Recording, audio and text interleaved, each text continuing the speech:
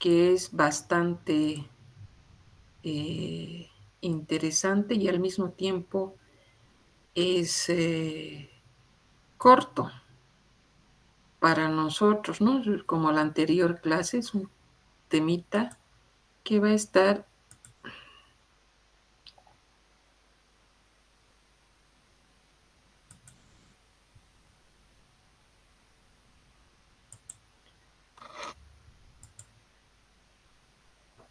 ¿Pueden ver?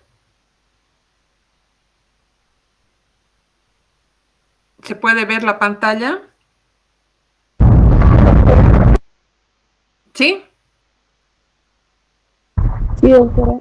Ya, muy bien. Vamos a hablar entonces hoy de un tema relacionado con la aplicación de las mediciones de absorción en espectroscopía ultravioleta y visible, como es lo que hemos estado viendo continuamente a lo largo de este periodo. A ver, para esto es necesario que nosotros tengamos bien clara y consideremos lo que es la especie absorbente. La absorción de radiación que está comprendida en la región del ultravisible y del ultravioleta, y del visible por una especie atómica o molecular a la que nosotros vamos a denominar o la vamos a conocer como muestra, provoca la excitación de los electrones de enlace que tiene un tiempo de duración demasiado corto, que dura aproximadamente entre 10 a la menos 8 o 10 a la menos 9 segundos. De tal manera que debemos considerar dos etapas. Antes de seguir, vamos a recordar un poquito estos conceptos de la excitación y la relajación que nosotros habíamos visto ya, no recuerdo si era en el segundo tema, ¿sí? Entonces, ¿qué ocurría cuando nosotros hablábamos de una especie excitada?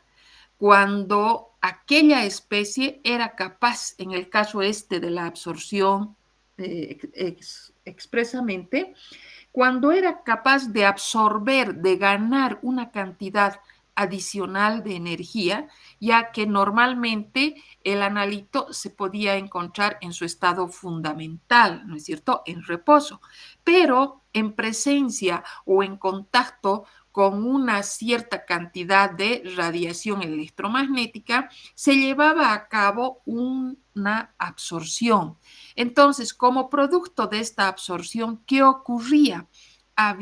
Se generaba un, un proceso de excitación, es decir, los electrones de enlace habían incrementado una cantidad adicional de energía que provocaba su excitación.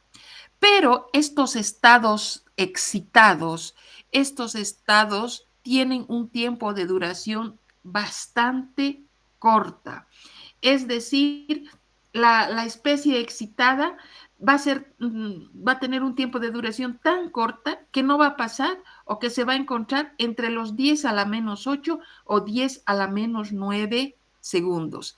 Es decir, presenta un tiempo de vida pero muy corto, como hemos mencionado, y vamos a ver que cuando acaba este estado excitado, cuando por alguna situación, por algún mecanismo, va a pasar hacia una etapa de relajación.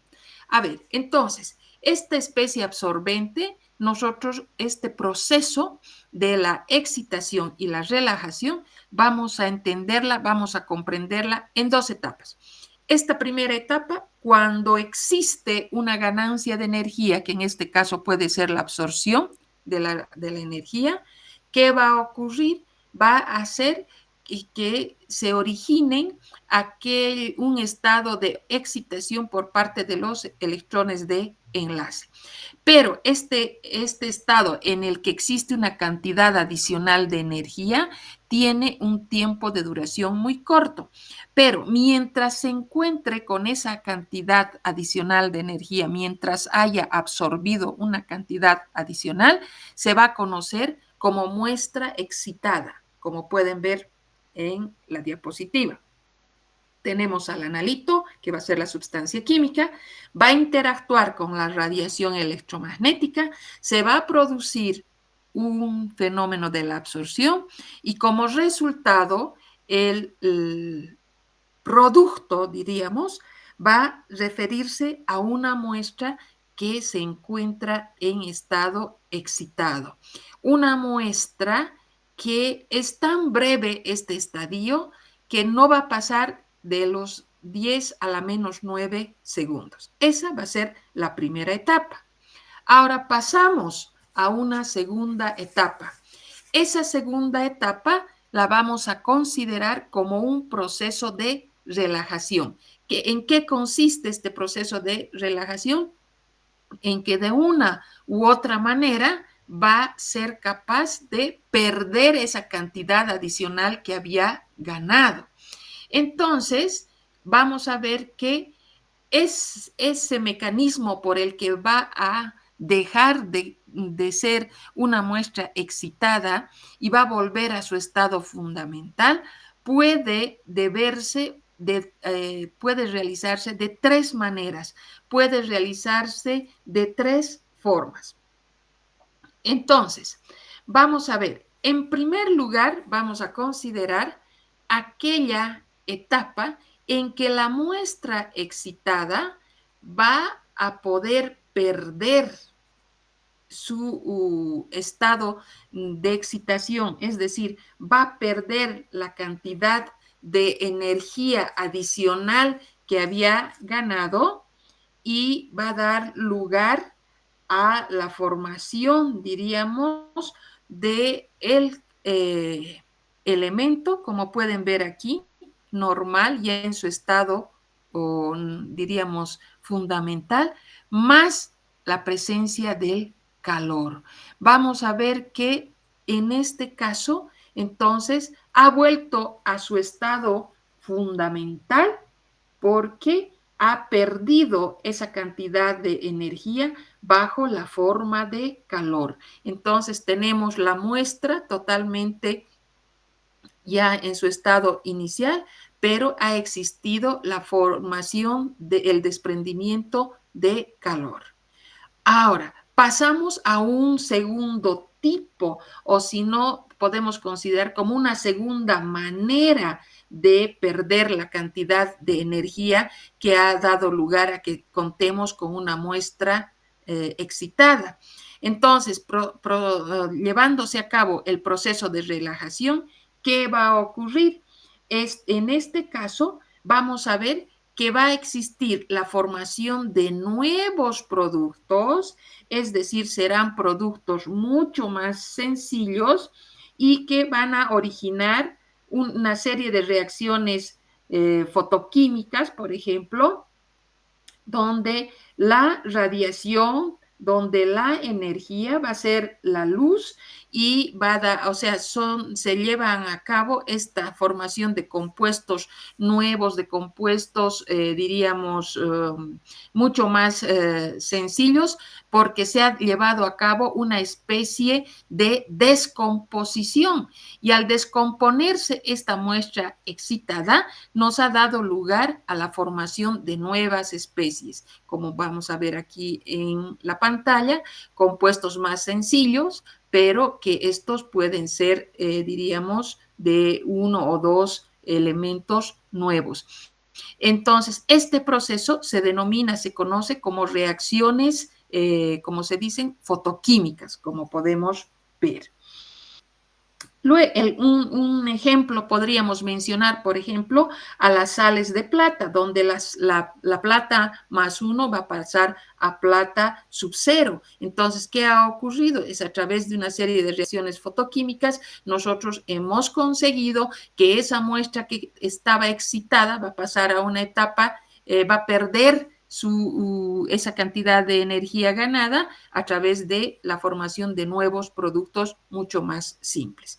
Y el tercer caso que debemos considerar es cuando la muestra excitada va a llegar a su estado elemental, va a llegar a su estado relajado, si vale el término, porque va a perder la cantidad de energía, pero esta pérdida, esta pérdida de luz, diremos, la va a llevar a cabo a través de fenómenos que van a ser los fenómenos de fluorescencia o los fenómenos de fosforescencia. Por eso decimos en este caso, tenemos a la muestra excitada y como consecuencia, al relajarse, vamos a encontrar la muestra en su estado fundamental y, ojo, adicionalmente vamos a tener que se presenta un fenómeno de reemisión. Esa cantidad de luz, esa cantidad de radiación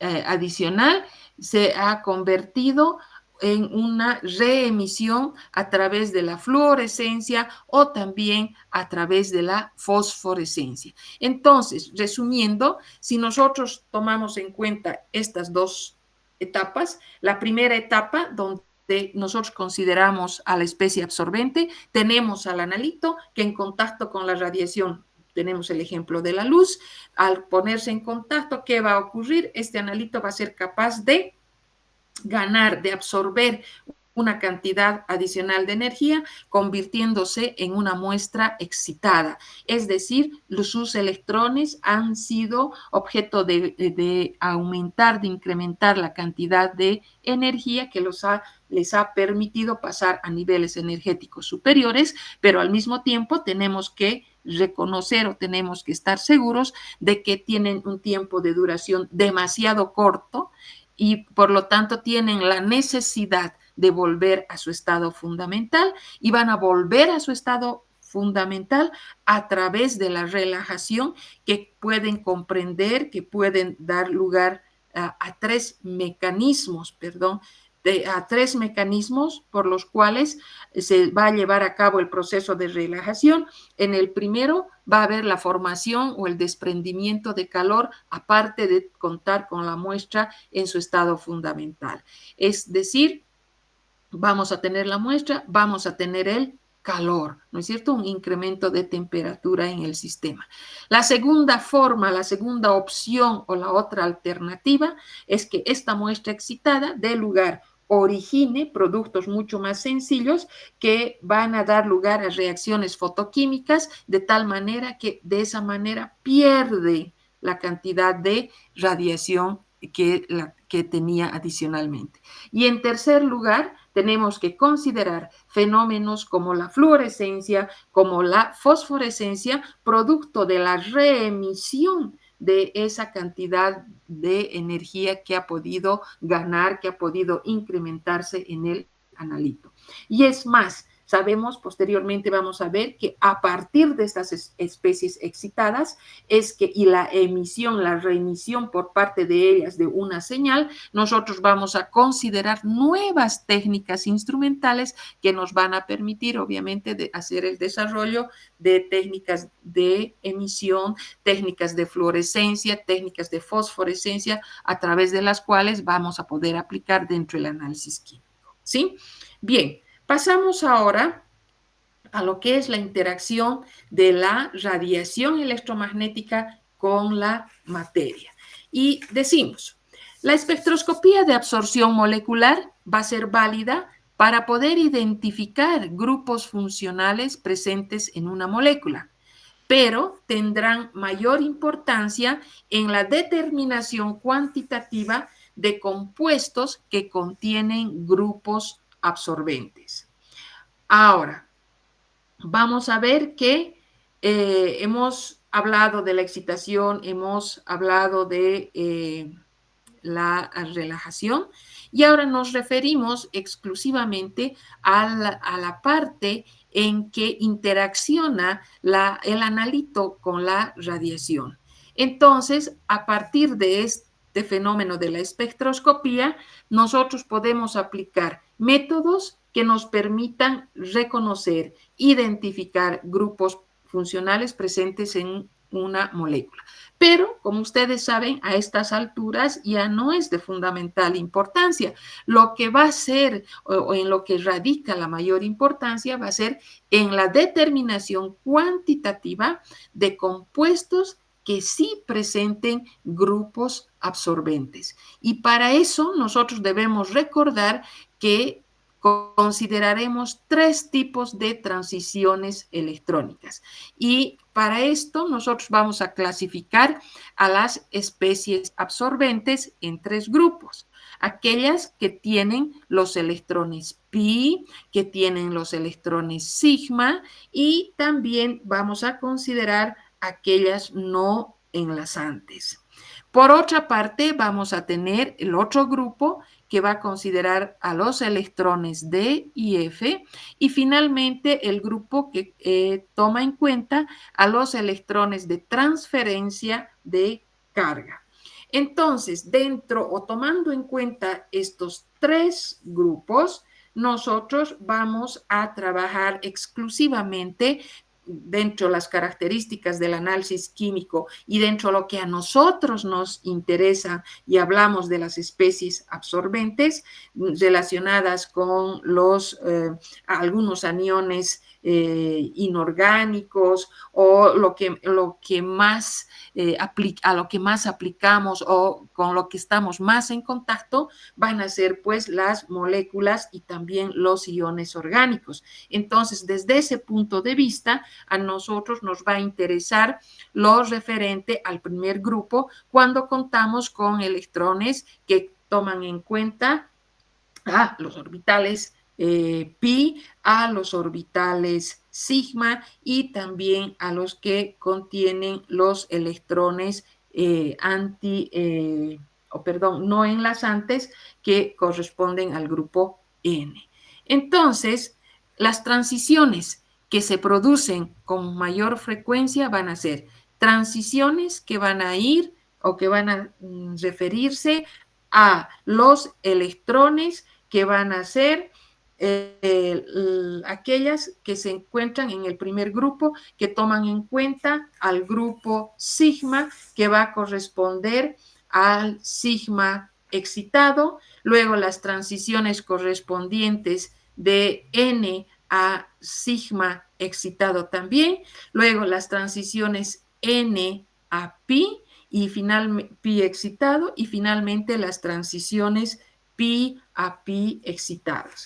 Ya vamos a ver las características para cada una de estas transiciones. Y aquí tenemos diríamos, una gráfica o una representación gráfica, mejor dicho, de lo que ocurre en realidad o cómo se van a ubicar las distintas transiciones electrónicas. Y vamos a tener dentro lo que son las especies absorbentes, que las hemos definido como moléculas orgánicas, que comprenden a los aniones inorgánicos también en algunas circunstancias y que presentan a sus electrones en los orbitales moleculares, hemos dicho, que van a ser sigma, van a ser pi y también toman en cuenta en orbitales no enlazantes, ¿no? Que van a ser N. Si ustedes ven esta tablita, por ejemplo, que se encuentra acá, vamos a tener ubicadas para llegar a las distintas transiciones, vamos a ver en primer lugar que en la parte central vamos a tomar en cuenta orbitales no enlazantes N. Y hacia arriba vamos a tomar en cuenta a los orbitales pi, en este caso excitado, y más arriba vamos a tener a sigma excitado. Y por debajo, si ustedes se fijan, vamos a ver que por debajo de N, que es no enlazante, vamos a tener a pi, que es enlazante, y sigma, que también es enlazante, mientras que hacia arriba tenemos a pi, que es antienlazante, y sigma, que es antienlazante, por un lado. Ahora, ¿cuáles van a ser los tipos de transiciones electrónicas?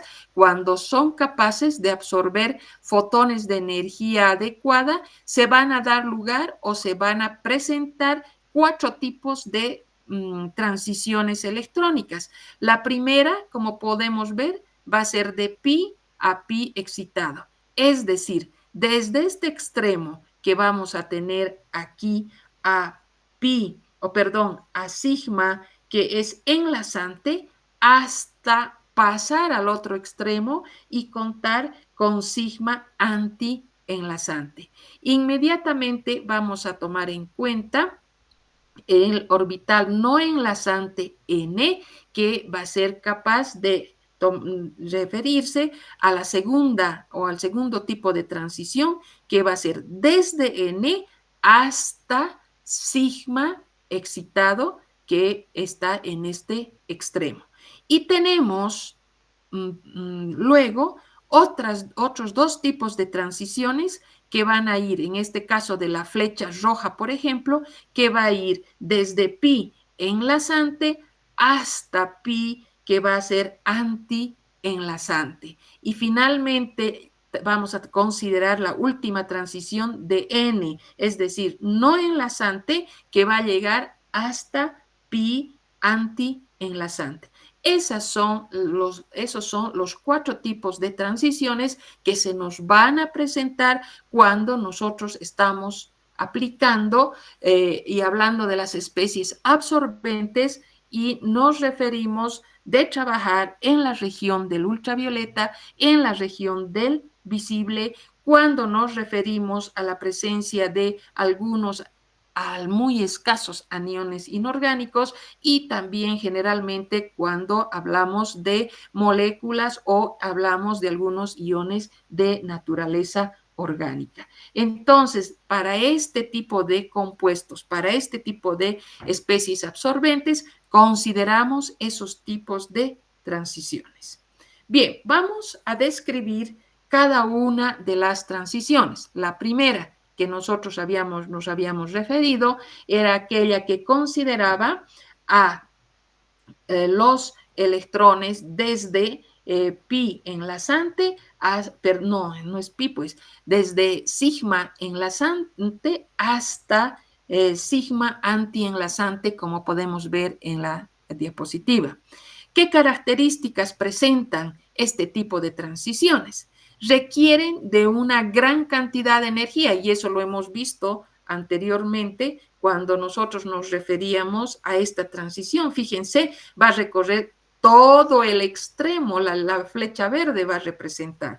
Entonces, significa que requieren una gran cantidad de energía, por lo tanto, se van a producir en la región donde las frecuencias sean muy elevadas y que correspondan al ultravioleta al vacío. No se olviden que las regiones que nosotros utilizamos dentro del análisis químico van a encontrarse entre el ultravioleta y el cercano infrarrojo. Y cuando hablamos del ultravioleta, necesariamente estamos hablando de longitudes de onda inferiores a 200. Y si nos referimos al ultravioleta al vacío, estamos hablando de frecuencias realmente bastante elevadas, que van a ser longitudes de onda bastante pequeñas, y van a ser longitudes de onda inferiores más o menos a 150 nanómetros. Por lo que dentro de lo que es el análisis y la aplicación de los métodos espectroscópicos, no tienen mayor interés, o sea, no hay mucha aplicación, por eso no los explotamos, no los revisamos, porque estos se observan en compuestos que van a presentar algunos enlaces, es decir, compuestos que solo presentan o tienen enlaces carbono-hidrógeno, como es el caso del metano y el etano. Entonces, ustedes pueden ver, hay ausencia de grupos funcionales, etcétera, etcétera. Entonces, estas transiciones correspondientes a los electrones que van a ser sigma, un electrón de un orbital sigma enlazante de una molécula se excita a su correspondiente orbital antienlazante.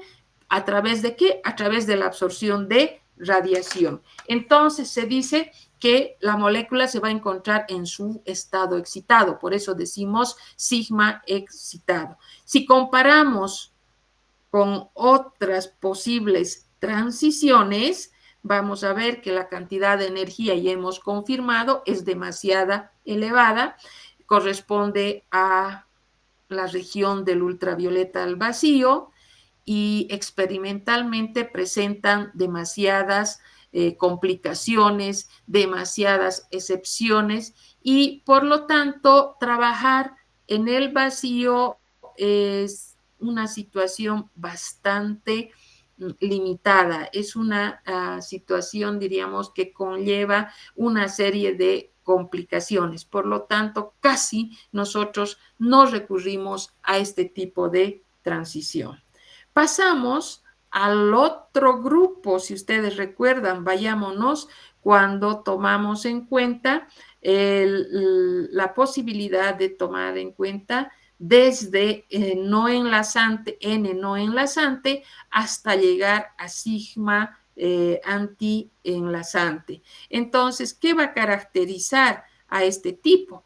Si bien no requieren la cantidad que podíamos considerar en el anterior caso, pero será menor la cantidad de energía, pero igualmente se tratan de cantidades bastante elevadas y se van a presentar en algunos compuestos orgánicos, pero que sean saturados y van a producir radiaciones que oscilen entre aproximadamente 150 a 250 nanómetros. Ojo, en el primer caso estábamos hablando con longitudes de onda inferiores a 150, estábamos hablando del ultravioleta al vacío. En este caso ya, si bien se requiere mayor cantidad de energía, pero estamos entre 150 y 250 nanómetros. Ahora, ¿qué tipo de elementos representan estar en este tipo o corresponder a este tipo de transiciones? Se presentan en elementos que contienen átomos con pares de electrones que no participan, electrones no enlazantes que dan este tipo de transición y tienen o presentan sus máximos de absorción a longitudes de onda difíciles de determinar con instrumentos corrientes. Es decir, hemos avanzado un poquito más, pero no pasamos más allá de los 200 porque estos tienen que ser inferiores a 200. Entonces, lo más importante, si resumimos este tipo de transición, toman en cuenta sí compuestos saturados, que vamos a ver, se pueden presentar este tipo de transiciones tomando en longitudes de onda que se encuentren entre 150 y 300 o 150 y 250, no iremos todavía a 300. Está comprendida entonces entre 150 y 250 nanómetros, donde aparecen la mayor cantidad de picos de absorción por debajo de 200 y sus absortividades molares, si nos referimos a sus absortividades molares, están asociadas a un tipo de absorción y se tratan de magnitudes bastante bajas e intermedias para poder tomar en cuenta compuestos donde serían o presentarían qué tipo de ejemplos podríamos citar en este caso, en este tipo de transiciones. Nosotros nos podríamos referir, por ejemplo, a ver, un ejemplo que nos presente. Si estamos hablando de compuestos saturados, estamos hablando de grupos funcionales orgánicos totalmente pequeños, que sean de cadena corta. Bien, pasamos a lo más frecuente. Pasamos a dos tipos de transiciones que comprenden acá a la región de los electrones no enlazantes N a pi excitado, y en el otro caso donde nos referimos desde, a ver, vamos a irnos a la tablita, consideramos aquí entonces los que van a ir, esta flecha azul que va a ir desde N hasta pi excitado, es decir, desde no enlazante hasta pi antienlazante. Y en el otro caso vamos a tener desde pi enlazante hasta pi antienlazante. Este tipo de transiciones van a ser las más frecuentes. ¿Por qué?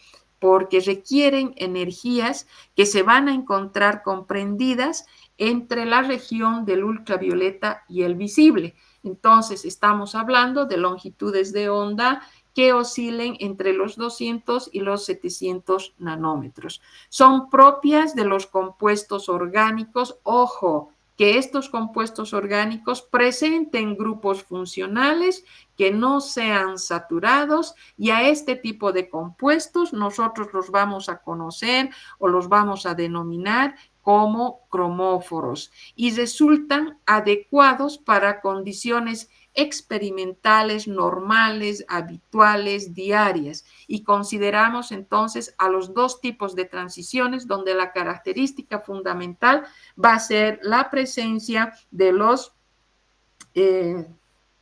orbitales, que van a ser los orbitales pi enlazante, pi antienlazante, y también tomamos en cuenta los no enlazantes hasta los antienlazantes. Entonces, acá los dos tipos de transiciones presentan una absorción muy superior de radiación. En el caso de las transiciones pi excitado, van a ser mucho más, una mejor absorción, una absorción mayor, si vale el término, que aquellas que consideran los no enlazantes. Ahora, ¿qué características van a presentar este tipo de transiciones? Hemos mencionado, antes de hablar de la presencia del disolvente, nos referiremos y haremos hincapié en este tipo de transiciones, donde vamos a decir que se las aplica estas transiciones o son frecuentes dentro de la espectroscopía de absorción, es decir, cuando trabajamos con compuestos orgánicos, que es lo más frecuente dentro de nuestra aplicación de métodos, y hemos dicho que toman en cuenta esos dos tipos de electrones, los N y los pi, que van a llegar al estado excitado. ¿Por qué vamos a trabajar con estos? Porque la energía requerida en estos procesos, vamos a ver que se van a encontrar en regiones que oscilan entre los 200 y los 700 nanómetros. Entonces, acá es muy frecuente la presencia de grupos funcionales no saturados, que van a aportar o que va a ser característico de los electrones pi. Y a este tipo de elementos donde existen los dobles enlaces, donde no son saturados, si vale el término, y funcionan entre el visible y el ultravioleta, se los denomina o se los conoce con el nombre de cromóforos. Entonces, en ambos casos de las dos transiciones, N pi excitado o N no enlazante, pi antienlazante, y pi enlazante, pi antienlazante, tenemos que ver en estos dos procesos, es muy importante la diferencia que mantiene o que nos proporciona el disolvente cuando nos referimos a la longitud de onda de sus picos. Los picos que están asociados con transiciones que van a ir desde N no enlazante hasta pi antienlazante, generalmente estos disolventes van a desplazar la longitud de onda hacia longitudes de onda más cortos. ¿Qué quiere decir? Van a ser longitudes hacia el azul, si ustedes se ubican en la región del visible. A este tipo de desplazamientos se los conoce como desplazamiento ipsocrómico o hacia el azul. Ahora, cuando ocurre esto? cuando aumenta la polaridad del disolvente. No nos olvidemos que los disolventes podrán variar en su grado de polaridad. Habrán unos que sean más polares que otros y otros serán menos polares. Ahora, normalmente lo que nosotros podemos observar es la tendencia que existe en las transiciones, pero en esta vez ya no van a ser pues las transiciones que acabamos de mencionar y que se refieren a las no enlazantes pi antienlazantes, sino estamos hablando de las transiciones que van a ir desde pi enlazante hasta pi antienlazante, es decir, pi excitado, con el segundo tipo de transición que tenemos en la pantalla. ¿Qué ocurre en este caso? El desplazamiento va a ser hacia el otro extremo, es decir, va a haber un desplazamiento hacia longitudes de onda mayores, hacia el rojo. Por eso se conoce con el nombre de desplazamiento batocrómico. Los cromóforos orgánicos más comunes van a incluir a los alquenos, a los alquinos, a los grupos carbonilo, a los grupos carboxilo, amido, azo, nitroso, nitrato, es decir, que están o incluyen a una gran cantidad de elementos o de especies orgánicas. Aquí tenemos un resumen del efecto del disolvente. Los picos asociados, dice, con transiciones N-pi generalmente se desplazan hacia longitudes de onda más cortas, hacia el azul, hemos dicho, desplazamiento ipsocrómico, ¿no es cierto? Longitudes de onda menores, más cortas. ¿Cuándo ocurre esto? Cuando se aumenta la polaridad del disolvente. ¿Qué solventes serán más polares? Estaremos hablando desde el punto de vista de tomar en cuenta al agua, al alcohol. Ahora, por el contrario, ¿qué ocurre en el otro tipo de transiciones que corresponden a pi enlazante, pi antienlazante? Aquí ocurre lo contrario. Normalmente va a haber una tendencia opuesta, es decir, va a haber un desplazamiento en presencia de disolventes más polares o al aumentar la polaridad del disolvente, va a haber un desplazamiento hacia la derecha, un desplazamiento hacia el rojo, que significa un incremento de las longitudes de onda. Entonces, los cromóforos orgánicos más comunes que nosotros podemos considerarlos comprenden a los alquenos, los alquinos, carbonilos, carboxilos, amidos, azo, nitroso, nitrato. Pero, ojo, también hay un tipo de compuestos que son de suma importancia para nosotros y que los vamos a definir como los auxocromos. Los auxocromos son aquellos que contienen un grupo funcional, que puede ser el oxidrilo, amino o cloruros, que no absorben en el ultravioleta la radiación, pero pueden desplazar los picos del cromóforo hacia longitudes de onda más largas. Significa eso que van a originar un desplazamiento batocrómico hacia el rojo. Eso en ese tipo de elementos, en ese tipo de compuestos que nosotros estamos acabando de conocerlos, que son aquellos que contienen grupos oxidrilo, amino, cloruros. Entonces, ¿qué ocurre en estos auxocromos? Como hemos mencionado, van a tener un electrón de valencia de no enlace y no absorben radiaciones a longitudes de onda que sean mayores a 200. Pero ojo, tienen una absorción intensa en el ultravioleta al lejano. Cuando un axocromo se une a un cromóforo, la banda de absorción del cromóforo se desplaza de una manera característica hacia longitudes de onda, como acabamos de mencionar, que van a ser mayores, dando lugar al efecto batocrómico y su intensidad va a ir en aumento. ¿Sí? Entonces, esas son las características que se van a presentar. Ahora hablaremos de las aplicaciones en el análisis cualitativo, que ya hemos mencionado en un principio, que tiene una aplicación bastante restringida, una aplicación bastante limitada. La espectrofotometría ultravioleta visible en el análisis cualitativo es limitada, ya que el número de máximos y mínimos de absorción va a ser relativamente pequeño, por lo que una identificación inequívoca casi no puede darse. Por eso decimos es casi imposible. Pero existen varios tipos de registros. La elección del disolvente se considera como un aspecto importante. La transparencia a la radiación también, y el efecto que pueda tenerse sobre el sistema absorbente.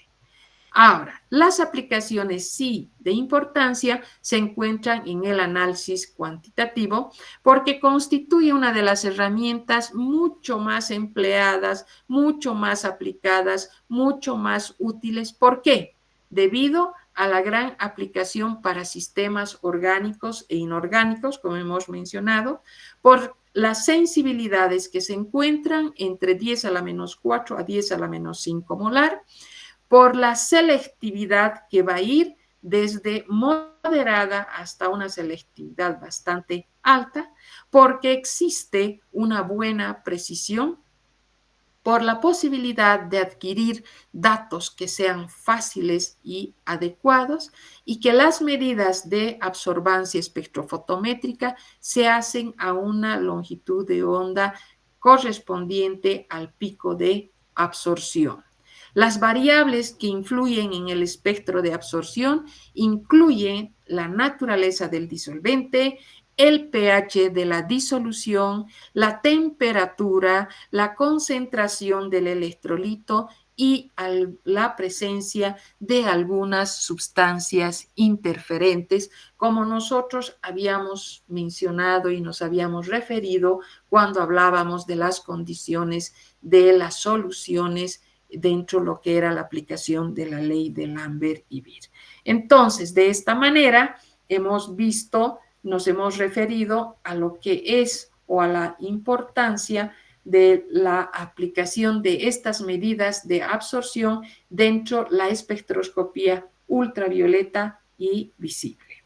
Bien, vamos a quedar acá y la próxima semana tenemos o iniciamos otro tema nuevo. Que tengan un buen resto de la tarde, jóvenes, que les vaya bien. Hasta luego.